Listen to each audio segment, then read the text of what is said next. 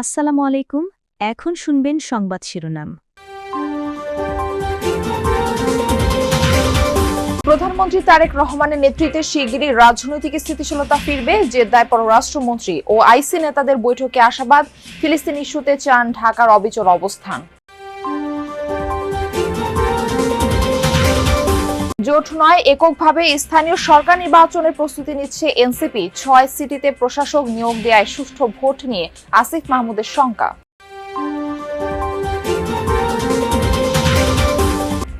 Geneva ক্যাম্পের রাতে আইনশৃঙ্খলা বাহিনীর যৌথ অভিযান, মাদকসহ আটক বেশ কয়েকজন। রাজনৈতিক দলের আড়ালে জড়িতদের বিরুদ্ধে ব্যবস্থা গ্রহণের হুঁশিয়ারি আইজিপির। কৃষি বইমেলার দ্বিতীয় দিনে বিশেষ আয়োজন শিশু প্রহর, খুদে পাঠকদের পদচারণায় আর চিত্রাঙ্কন প্রতিযোগিতায় মুখরিত মেলা প্রাঙ্গণ। এতক্ষণ শুনছিলেন সংবাদ শিরোনাম, এখন শুনবেন বিস্তারিত। ফিলিস্তিন ইস্যুতে ইসলামিক দেশগুলোর জোট ও আইসির আলোচনা সভার সাইডলাইনে গুরুত্বপূর্ণ নেতৃবৃন্দের সাথে দ্বিপাক্ষিক বৈঠক করলেন পররাষ্ট্রমন্ত্রী ডক্টর খলিলুর রহমান। জেদ্দায় বৃহস্পতিবার হয় এই বৈঠক। পাকিস্তানের উপপ্রধানমন্ত্রী ইসহাক দার, সৌদি আরবের পররাষ্ট্র প্রতিমন্ত্রী ওয়ালিদ এল খোরেইজি, তুরস্কের পররাষ্ট্রমন্ত্রী ও প্রতিমন্ত্রী ছাড়াও বৈঠকে উপস্থিত ছিলেন নির্বাহী পরিচালনা কমিটির চেয়ারপারসন ও গাম্বিয়ার পররাষ্ট্রমন্ত্রী সেরিং মদু। বাংলাদেশের নির্বাচনে তারেক রহমানের নেতৃত্বে বিএনপি নিরঙ্কুশ বিজয় তারা শুভেচ্ছা জানান। তাদের বিশ্বাস, যথোপযুক্ত নেতৃত্বের হাত ধরে শিগগিরই রাজনৈতিক স্থিতিশীলতা আসবে, বাংলাদেশে ঘটবে উত্তরোত্তর উন্নয়ন। তাছাড়া ফিলিস্তিন ইস্যুতে বাংলাদেশের অবস্থান অবিচল থাকবে জানান এমন প্রত্যাশাও। জাতিসংঘ সাধারণ পরিষদের ৮১তম অধিবেশনের প্রেসিডেন্ট পদে বাংলাদেশের প্রার্থিতায় সমর্থন জানান তারা। এ সময় রোহিঙ্গা প্রত্যাবাসন ইস্যুতে ঢাকা আঙ্কারা একযোগে কাজ করবে এমন আশাবাদ জানান পররাষ্ট্রমন্ত্রী।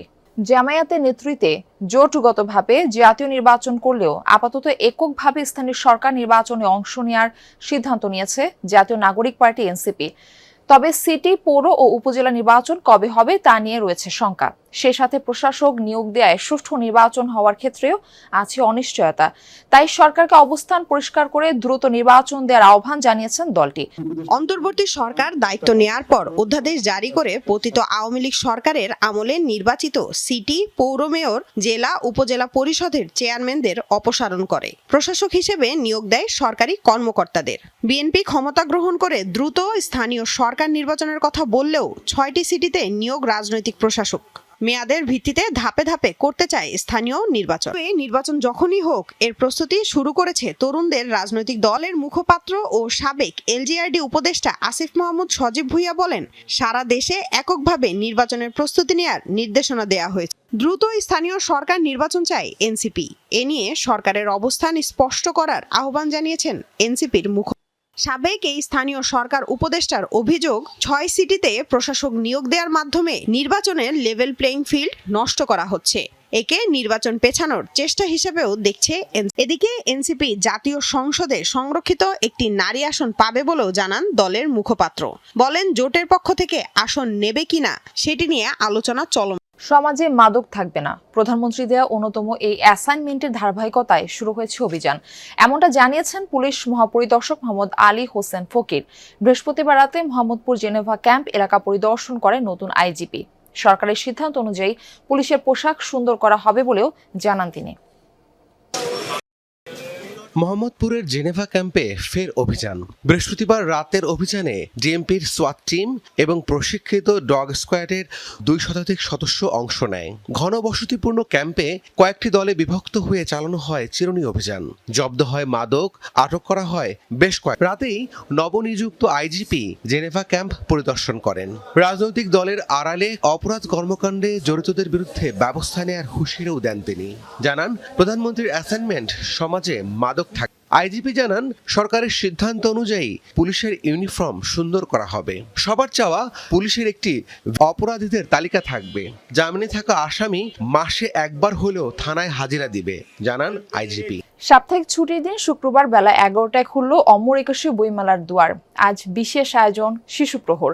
বাংলা একাডেমি অংশে থাকবে শিশু কিশোরদের জন্য বিশেষ আয়োজন। তবে বেশিরভাগ স্টল আর খেলাধুলোর মাধ্যমে শিক্ষার মঞ্চগুলো এখনো প্রস্তুত নয়। চলছে এখনো নির্মাণ কাজ। বাংলা একাডেমি প্রাঙ্গণে চলছে শিশুদের চিত্রাঙ্কন প্রতিযোগিতা। এরপরেই নতুন বইয়ের গন্ধ আর রঙিন মলাটে মাতবে শিশুরা। অভিভাবকদের হাত ধরে আসা শিশুদের পদচারণায় মুখর হবে আজকের বইমেলা প্রান্তর। নানা সমীকরণ আর কাঠ ছেঁড়ায় এবারের মেলা মাত্র 18 দিনের। রমজান মাস হওয়ায় ক্রেতাদের উপস্থিতি আর বইয়ের কাটতি নিয়ে শঙ্কিত প্রশাসকরা।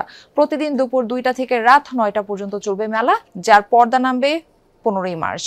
অন্যান্য বারের তুলনায় এবার একটু চিত্রটা একটু ভিন্ন। তার কারণ যেটা আমরা জানি বরাবরই দুটি জায়গার সোহরাওয়ার্দী উদ্যান এবং বাংলা একাডেমি দুটি প্রাঙ্গণে হচ্ছে বইমেলা বসে, এবারও বসেছে। কিন্তু লাইভে দাঁড়ানোর আগ পর্যন্ত অর্থাৎ দর্শকদের জানানোর আগ পর্যন্ত সোহরাওয়ার্দী উদ্যানে কিন্তু আমরা ক্রেতা সমাদের তেমন কোনো ভিড় দেখিনি, বইপ্রেমীদের ভিড় কিন্তু তেমনটা দেখিনি।